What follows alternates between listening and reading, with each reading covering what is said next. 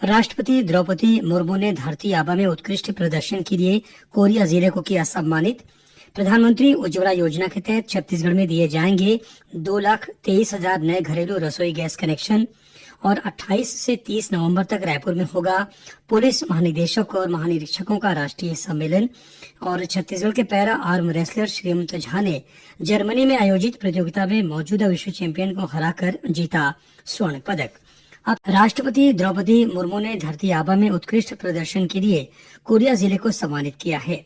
जनजातीय कार्य मंत्रालय द्वारा नई दिल्ली के विज्ञान भवन में आयोजित कार्यक्रम राष्ट्रीय कॉन्क्लेव ऑन दी कर्मयोगी अभियान में राष्ट्रपति ने कोरिया जिले के कलेक्टर चंदन त्रिपाठी को यह सम्मान प्रदान किया।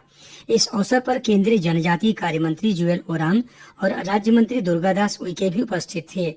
कार्यक्रम में प्रमुख सचिव सोनमणि बोरा को भी राज्य स्तर पर उत्कृष्ट प्रदर्शन के लिए राष्ट्रपति के हाथों सम्मान प्राप्त हुआ।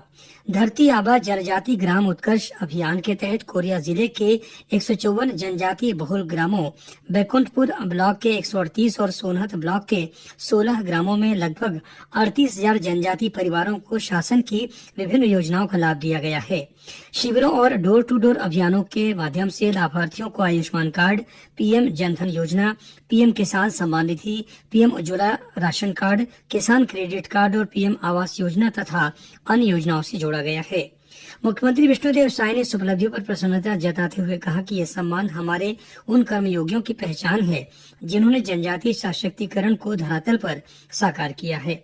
राज्य सरकार का उद्देश्य है कि बस्तर से सरगुजा तक हर जनजातीय परिवार को विकास के मुख्य धारा से जोड़ा जाए और उन्हें हर स्तर पर मजबूत किया जाए। केंद्र सरकार ने प्रधानमंत्री उज्ज्वला योजना के तहत 25 लाख नए गैस कनेक्शन प्रदान करने के लिए प्रक्रिया शुरू कर दी है। छत्तीसगढ़ में 2,23,000 नए घरेलू रसोई गैस कनेक्शन दिए जाएंगे। इस संबंध में खाद्य नागरिक आपूर्ति और उपभोक्ता संरक्षण विभाग ने दिशा निर्देश जारी कर दिए हैं। जारी दिशा निर्देशों के अनुसार सभी जिलों में जिला कलेक्टर की अध्यक्षता में उज्ज्वला समिति का गठन किया जाएगा।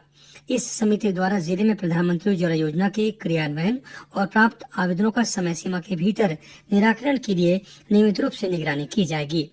योजना के तहत पात्र परिवारों से नए गैस कनेक्शन के लिए आगामी 7 दिनों में आवेदन पत्र प्राप्त किए जाएंगे। जिले की गैस एजेंसियों द्वारा प्राप्त आवेदन पत्रों का परीक्षण और सत्यापन कराने के बाद 15 दिनों में नए गैस कनेक्शन जारी करने की कार्यवाही की जाएगी। नियत निलारान योजना के तहत बीजापुर, सुकमा, नारायणपुर, कांकेर और दंतेवाड़ा जिलों में हितग्राहियों की पहचान कर उन्हें प्राथमिकता दी जाएगी। पात्र हितग्राहियों को योजना का लाभ दिलाने जाने के लिए नेटवर्क संपर्क वाले क्षेत्रों का चयन कर विशेष शिविर आयोजित किए जाएंगे। बीजापुर जिले के कांडलापर्ती गांव में नए सुरक्षा और जन सुविधा कैंप की स्थापना की गई है। नियत निलारान योजना के तहत ग्रामीणों को मूलभूत सुविधा और सुरक्षा उपलब्ध कराने के लिए इसकी स्थापना की गई है।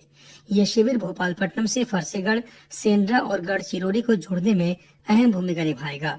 साथ ही भविष्य में नेशनल पार्क क्षेत्र के गांवों को सड़क और अन्य सुविधाओं से जोड़ने में मददगार साबित होगा। इससे माओवादियों की अंतर्राज्यीय गतिविधियों पर प्रभावी नियंत्रण भी संभव होगा।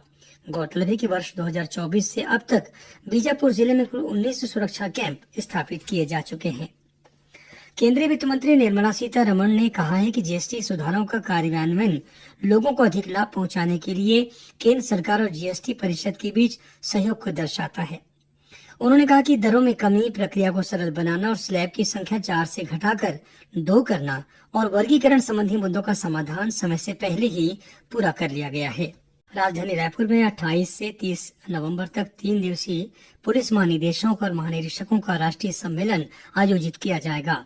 इस सम्मेलन में देश के सभी राज्यों के गृह सचिव, पुलिस महानिदेशक, डीजीपी और पुलिस महानिरीक्षक शामिल होंगे।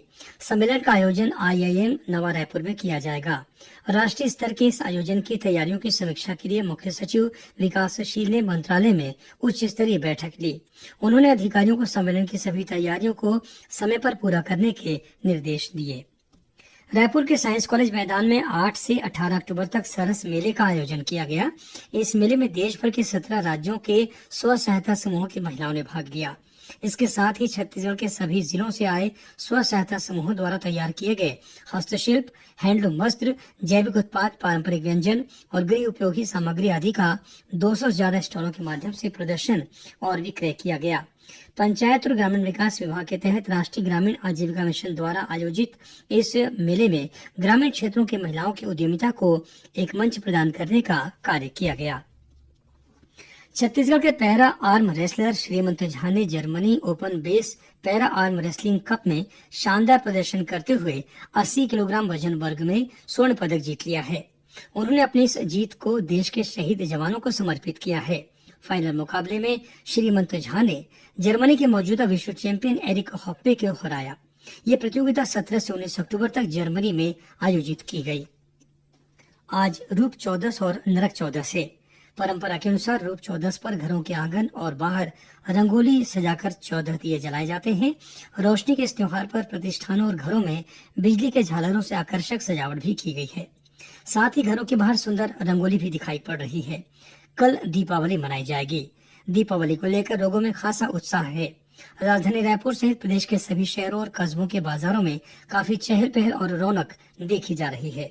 मुख्यमंत्री विष्णुदेव साय ने सभी प्रदेशवासियों को दीपावली की शुभकामनाएं दी हैं। वहीं स्कूल शिक्षा मंत्री गजेंद्र यादव कल 20 अक्टूबर को दुर्ग के शक्तिनगर स्थित शासकीय विद्यालय में आयोजित विशेष कार्यक्रम विष्णु का दिया में शामिल होंगे। इस बीच गौरेला पेंड्रा मरवाही जिले की ग्राम पंचायत ललाती में इस बार दीपावली त्योहार के साथ नशा मुक्ति अभियान की शुरुआत की गई है। इस अभियान के तहत गाँव में नशे के खिलाफ लोगों को जागरूक किया जाएगा। देश में राष्ट्रीय एकता को और मजबूत करने के लिए सरदार वल्लभ भाई पटेल की जयंती के उपलक्ष्य में 2 महीने तक विभिन्न कार्यक्रम आयोजित किए जाएंगे। ये जानकारी केंद्रीय ऊर्जा मंत्री मनोहर लाल ने करनाल में एक प्रेस वार्ता के दौरान दी। उन्होंने बताया कि 31 अक्टूबर को राष्ट्रीय एकता दिवस मनाया जाएगा। इसके बाद 31 दिसंबर तक राष्ट्रीय एकता से जुड़े विभिन्न कार्यक्रम आयोजित किए जाएंगे। इनमें सेमिनार, प्रदर्शनी और साहित्य वितरण शामिल है। उन्होंने बताया कि इन कार्यक्रमों के लिए माई भारत पोर्टल पर युवाओं का पंजीकरण भी किया जा रहा है। और पेश है मौसम का हाल। मौसम विभाग के अनुसार अगले 24 घंटों के दौरान बीजापुर, सुकमा और बस्तर जिले के कुछ क्षेत्रों में गरज चमक के साथ आकाशीय बिजली गिर सकती है। साथ ही तेज हवा चलने की भी संभावना है। इसके अलावा इन जिलों के कुछ इलाकों में हल्की वर्षा होने की संभावना भी जताई गई है। आप कुछ खबरें संक्षेप में सुन लीजिए। मुख्यमंत्री तीर्थ दर्शन योजना के तहत दुर्ग जिले से 445 वरिष्ठ नागरिक को 5 से 11 नवंबर के बीच द्वारिका, सोमनाथ और नागेश्वर की यात्रा कराई जाएगी। जांजगीर चांपा पुलिस ने निवेश के नाम पर 6 करोड़ रुपए की ठगी करने के मामले में 2 आरोपियों को गिरफ्तार किया है। इसी जिले के करमंदी गांव में नाले में डूबने से एक युवक की मौत हो गई। शिवनी रैंड पुलिस मामले की जांच कर रही है।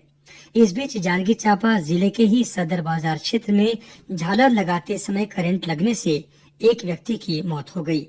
और गौरेला पेंड्रा मरवाही जिले के सेमरा गांव में 23 और 24 अक्टूबर को जिला स्तरीय पशु पक्षी प्रदर्शनी और प्रतियोगिता का आयोजन किया जाएगा।